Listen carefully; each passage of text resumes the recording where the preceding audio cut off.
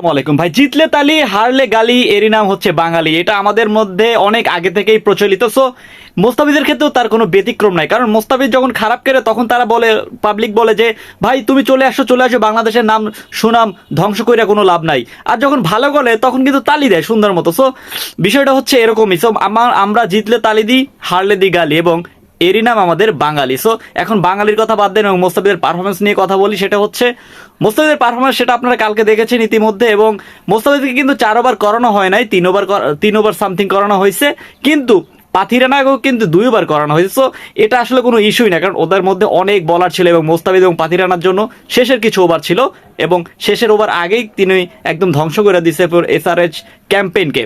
So এখন কথা হচ্ছে মোস্তাফিজকে কতটা মিস করতে যাচ্ছে চেন্নাই সুপার কিংস, সেটা অলরেডি ক্লিয়ার করে দিয়েছে আঞ্জুম চোপড়া, ধারাভাষ্যকার। তিনি অলরেডি বলে দিয়েছেন যে পাথিরানা এবং মোস্তাফিজের কম্বিনেশন আপনারা হয়তোবা মিস করতে যাবেন। সো এখন এদের কম্বিনেশনটা কিরকম, পাথিরানার বোলিং স্টাইল বলেন, মোস্তাফিজুর রহমানের বোলিং স্টাইল বলেন, দুইটারে একদম আকাশ পাতাল ডিফারেন্স। সো এদের মধ্যে চেন্নাই সুপার কিংস যে বড় একটা ধাক্কা খাবে না এমনটা কিন্তু না। সো আগামী ম্যাচগুলো কিরকম হবে সেটা মোস্তাফিজকে অবশ্যই মিস করবে।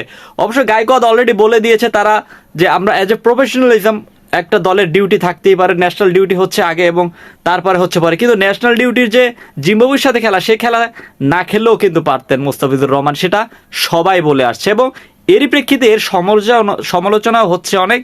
কারণটা হচ্ছে হার্ষা ভোগলে অলরেডি বলে দিয়েছেন যে ভাই মুস্তাফিজ, তোমরা এত ইম্পর্টেন্ট টিমের সাথে কোনো খেলা না যে মুস্তাফিজকে বাংলাদেশে গিয়ে সেই জিম্বাবুয়ে এগেনস্টে খেলতে হবে।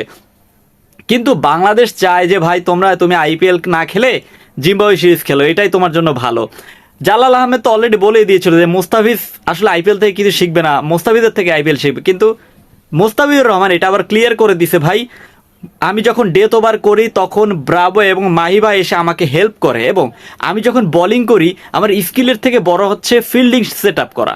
সো সেই ফিল্ডিং সেট আপটা হচ্ছে একটা বলারের ক্ষেত্রে অনেক বড় ইস্যু, যেটা কিনা মাহিবাই এবং ব্রাভো করে থাকে। সো মুস্তাফিজুর রহমানকে কে না কে মিস করবে? সো আপনি কমেন্টে জানিয়ে দেন, আপনি কি মিস করবেন? বুকে হাত দিয়ে বলেন তো মোস্তাফিজকে আপনি আইপিএলে কতটা মিস করবেন, প্লিজ কমেন্টে জানিয়ে দেন। আর কথা হচ্ছে জিম্বাবুয়ে সিরিজ এতটা ইম্পর্টেন্ট না যে তাকে খেলানোই লাগবে।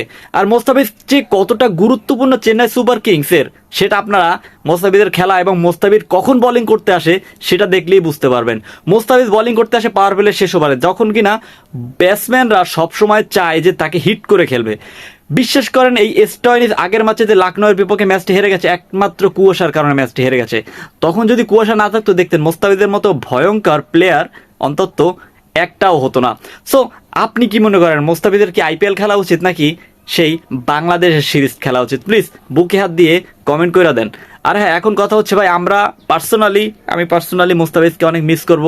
আর এই আইপিএলে সাকিব থাকলে আরো বেশি ভালো হতো। ইভেন আমি চাইবো যে শরীফুল ইসলামও থাকতে পারতো, কিন্তু এই এনওসি পলিসির জন্য কিচ্ছু হয় নাই। তাস কিন্তু প্রায় চান্স পেয়েই যায় সব সময়, কিন্তু বিসিবি তাকে খেলতে দেয় না। আর সাকিব আল হাসান থাকলে আরো একটু বেটার হইতো, এবং তাহিদ হৃদয়ের মতো একটা প্লেয়ার হয়তো আইপিএলে নেক্সট সিজনে চান্স পাবে যদি এই বছরে ভালো কিছু করতে পারে। আর হ্যাঁ, আপনি কি মনে করেন বাংলাদেশের কোন প্লেয়ারটা আইপিএল খেলার যোগ্যতা রাখে? প্লিজ কমেন্টে জানিয়ে দেন। আর হ্যাঁ, ভিডিওটি যদি ভালো লেগে থাকে তাহলে প্লিজ চ্যানেলটা সাবস্ক্রাইব করে পাশে থাকুন। ধন্যবাদ।